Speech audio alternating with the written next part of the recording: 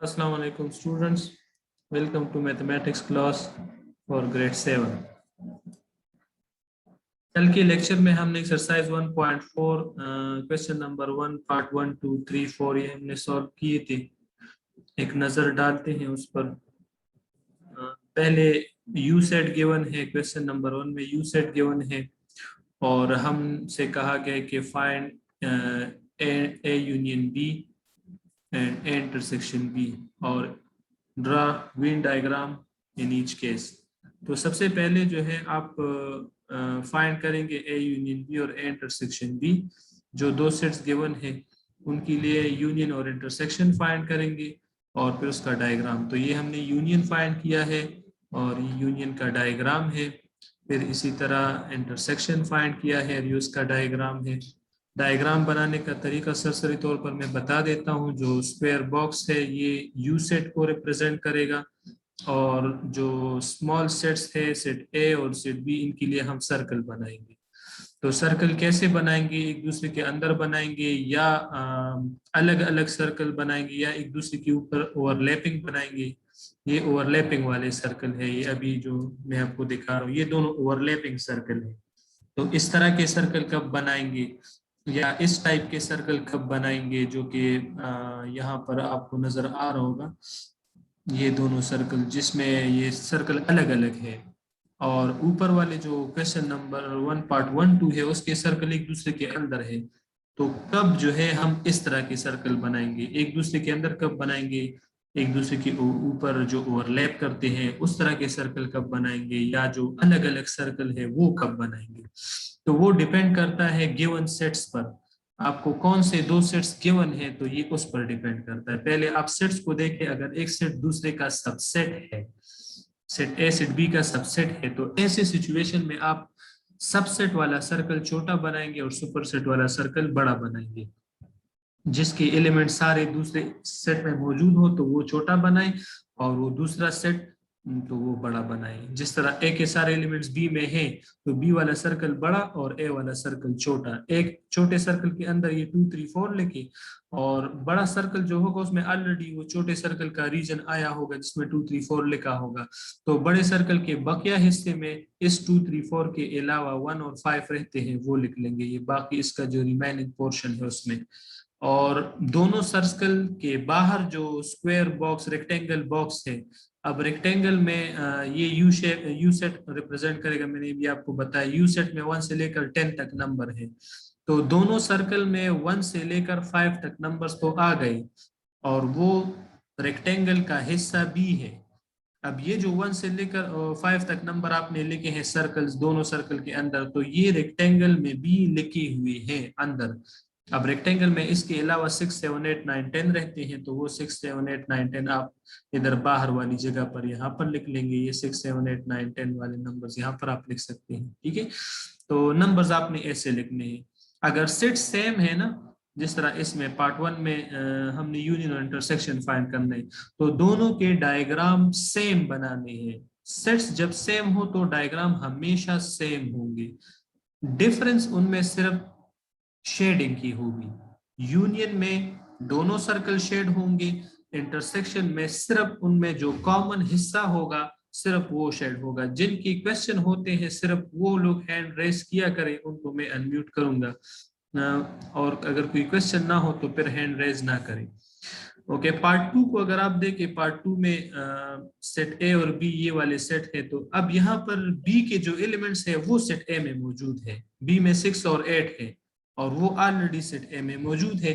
तो अब B set जो है वो ए का सबसेट है, यानी बी छोटा सेट हो गया। तो अब बी वाला सर्कल छोटा होगा और ए वाला सर्कल जो है वो बड़ा होगा और बी वाला सर्कल ए वाले सर्कल की अंदर होगा। तो उसमें आप 6 8 लिख लेंगे और उसके बकिया हिस्से में बड़े हिस्से के अंदर, बड़े सर्कल के अंदर और छोटे सर्कल के बाहर जो रीजन रहता है गोल डिस्क टाइप का, तो उसमें आप 6 8 के अलावा 2 4 और 10 रहते हैं, तो वहां पर आप 2 4 10 लिख लेंगे। अब दोनों सर्कल में आपके पास ये वाले नंबर आ गए 2 4 6 8 10। अब जो रेक्टेंगल है, तो रेक्टेंगल तो यू सेट को रिप्रेजेंट कर रहा है और यू सेट में 1 से लेकर 10 तक नंबर है। तो अब इस रेक्टेंगल की वाइट जगह पर, ये जो सर्कल से बाहर वाइट जगह है, वहां पर आपने कौन से नंबर लिखने हैं? वहां पर आपने 1 से लेकर 10 तक नंबर लिखने हैं, लेकिन ये वाले नहीं जो मैंने शेड किए हैं, क्योंकि ये हाईलाइटेड नंबर ऑलरेडी सर्कल के अंदर है। यानी वाइट जगह पर हम 1 लिखेंगे, 3 लिखेंगे, 5, 7 और 9 लिखेंगे। यहाँ पर ये लिखे हुए हैं, यहाँ पर ये 1, 3, 5, 7, 9।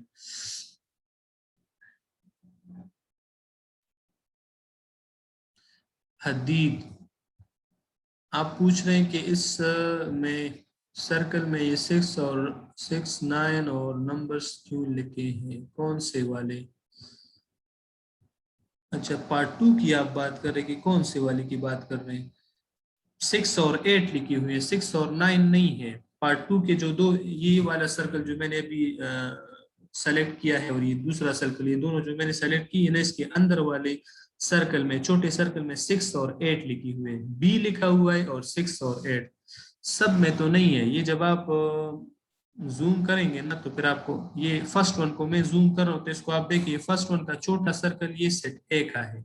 सेट ए में पार्ट 1 में 2, 3, 4 है, तो इसको अगर आप जूम करें, ये देखें, छोटे सर्कल को देख ले, ये 2 है, ये वाला 2 मैंने शेड कर लिया है, और यहाँ पर ये 3 है, ये उसमें 4 है, ठीक है।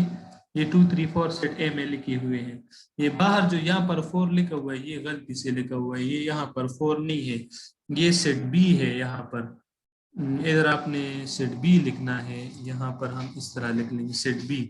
ये बाकिया हिस्सा जो है सेट बी का है, और सेट बी में 2, 3, 4 के अलावा 1 और 5 है, तो इसकी जगह हम 1 लिख लेंगे और इस 4 की जगह पर हम 5 लिख लेंगे। तो ये पूरा डायग्राम बन जाएगा पार्ट 1 के लिए। इस तरह से आपने लिखने हैं, ठीक है।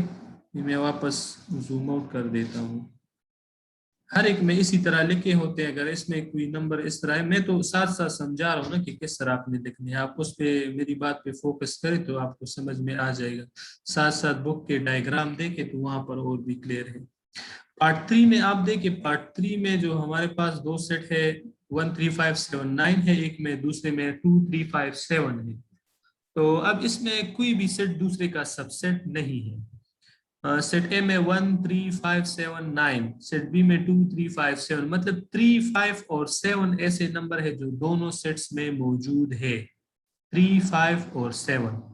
लेकिन एक सेट के सारे एलिमेंट्स दूसरे में नहीं है।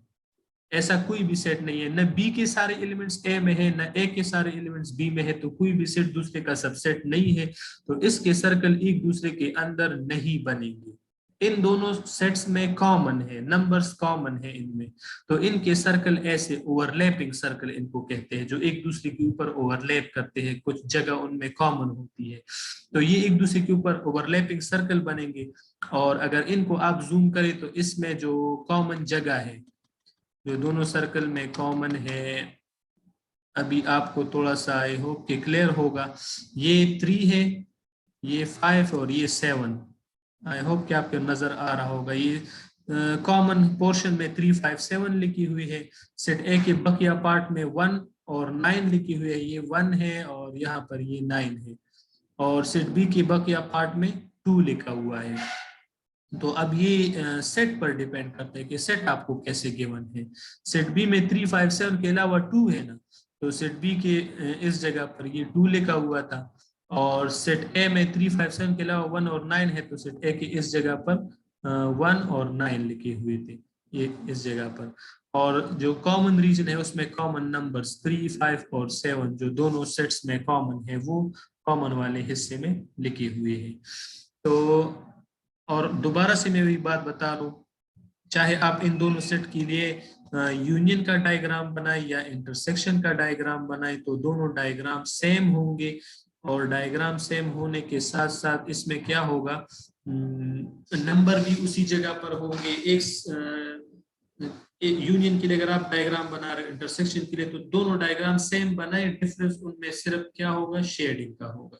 यूनियन का आंसर अलग आएगा, इंटरसेक्शन का आंसर अलग आएगा। तो शेडिंग जो है यूनियन में दोनों सर्कल की होगी, और इंटरसेक्शन में शेडिंग सिर्फ कॉमन वाले पोर्शन की होगी। तो वो आपके सामने है जो वहां पर शेडिंग हुई है। पार्ट 4 को अगर आप देखें, पार्ट 4 जो है ये नहीं है इसमें।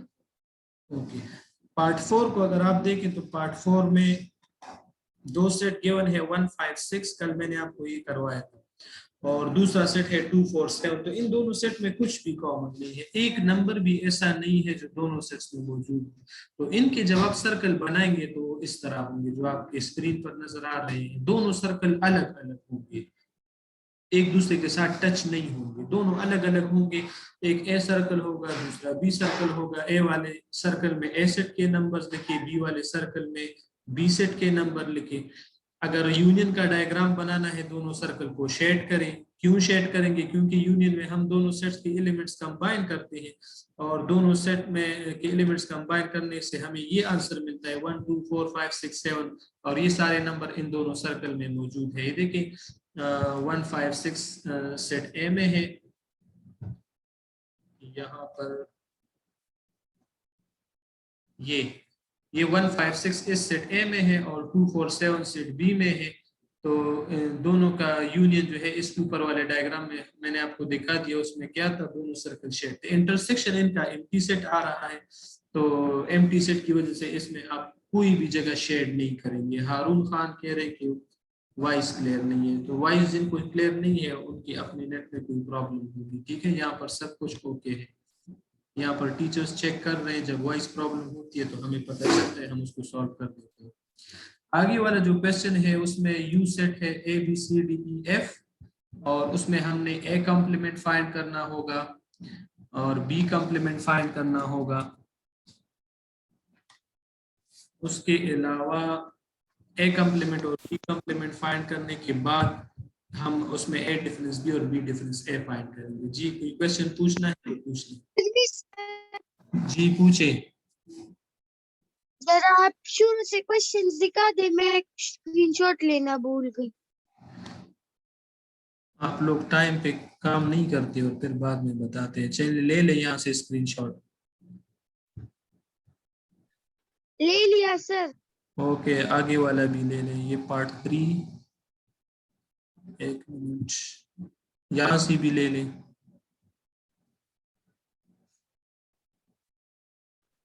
ले लिया सर, थैंक यू। ओके, अच्छा इस क्वेश्चन को आप देखिए, इसमें ए कॉम्प्लीमेंट फाइंड करना है, बी कॉम्प्लीमेंट। कल वाले क्लास में मैंने आपको इसका थोड़ा बहुत समझाया था कि ए कॉम्प्लीमेंट के लिए हमने ये इस तरह का डायग्राम क्यों बनाया है। ये वाला डायग्राम हमने इसमें वो दूसरा सर्कल क्यों नहीं है, तो उसका रीजन मैंने कल वाले क्लास में बताया था। ये ए कॉम्प्लीमेंट का डायग्राम है, और ए कॉम्प्लीमेंट जब आप लोग फाइंड करते हैं तो उसमें उसके फाइंड करने में आप सिर्फ यू सेट करते हैं और ए सेट यूज करते हैं। इन दोनों सेट के अलावा आप कोई और सेट यूज नहीं करें। ए कॉम्प्लीमेंट के को फाइंड करने में हम बी सेट यूज नहीं करते। तो इसके डायग्राम में आपने सिर्फ एक सर्कल बनाना है, ए सर्कल, और ये रेक्टेंगल शेप तो वैसी भी बनाना है जो यू सेट को रिप्रेजेंट करेगा, तो रेक्टेंगल में सिर्फ एक सर्कल। इसी तरह बी कॉम्प्लीमेंट जब आप फाइंड करेंगे उसमें सिर्फ बी सेट और यू सेट यूज होता है, तो उसमें भी रेक्टेंगल के अंदर सिर्फ एक सर्कल बनाना है। बाकी शेडिंग और इन चीजों का मैं अभी आपको समझा देता हूँ। लेकिन जब आप ए डिफरेंस बी फाइंड करते हैं, ए डिफरेंस बी, तो ए डिफरेंस बी फाइंड करने में दो सेट्स यूज होते हैं, एक ए सेट यूज होता है, एक बी सेट यूज होता है। तो दोनों सेट यानी दोनों सर्कल पे बनाने होंगे, क्योंकि ए डिफरेंस बी में दोनों सेट्स यूज होते हैं। सिमिलरली बी डिफरेंस ए में भी दोनों सेट्स यूज होते हैं, तो उसमें भी फिर दोनों सर्कल बनाने होंगे, दो सर्कल। ठीक है, अच्छा अब ए कॉम्प्लीमेंट को जरा समझ ले। सबसे पहले आप ए कॉम्प्लीमेंट फाइंड करेंगे। सिंपल मेथड है जो ऑलरेडी पिछले एक्सरसाइज में आपने की है।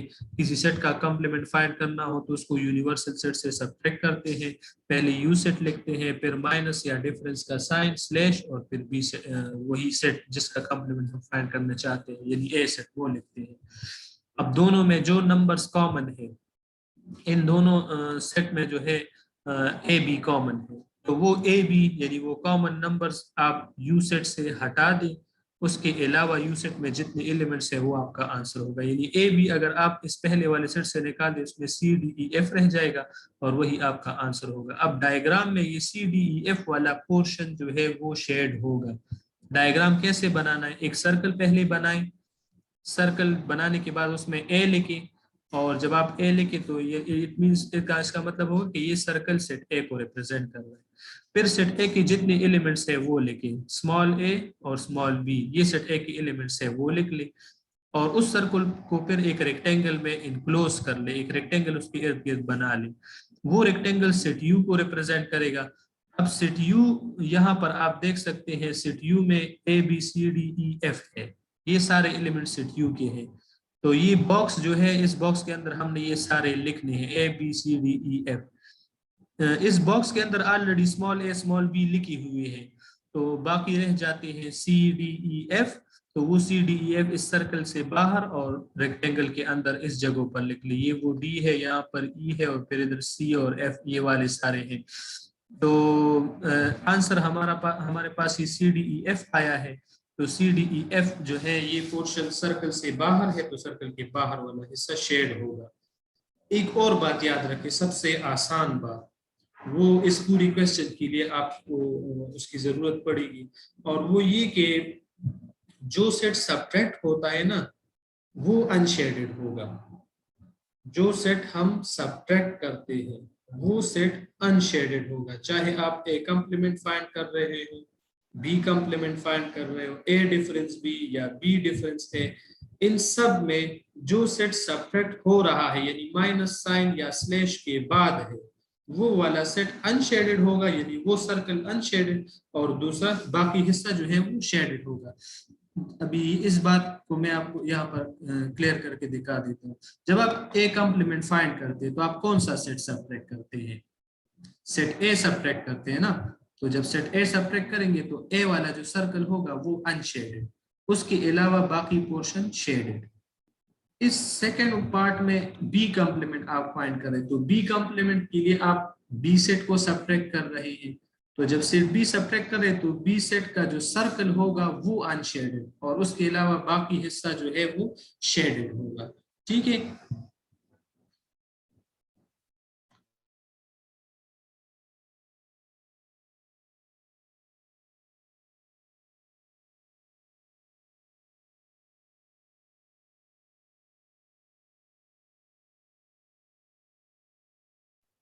ओके। इसके अलावा जब आप ए डिफरेंस बी या बी डिफरेंस ए फाइंड करते हैं, तो ए डिफरेंस बी या बी डिफरेंस ए में आप क्या करेंगे?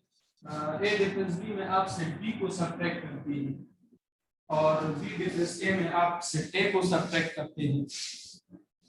तो ए डिफरेंस बी के डायग्राम को आप देखिए, इसमें हम बी सेट सब्ट्रैक्ट करते हैं, तो इसमें सेट बी जो है वो अनशेडेड होगा, और दूसरे वाले में सेट ए सब्ट्रैक्ट करते हैं तो उसमें सेट ए जो है वो अनशेडेड होगा।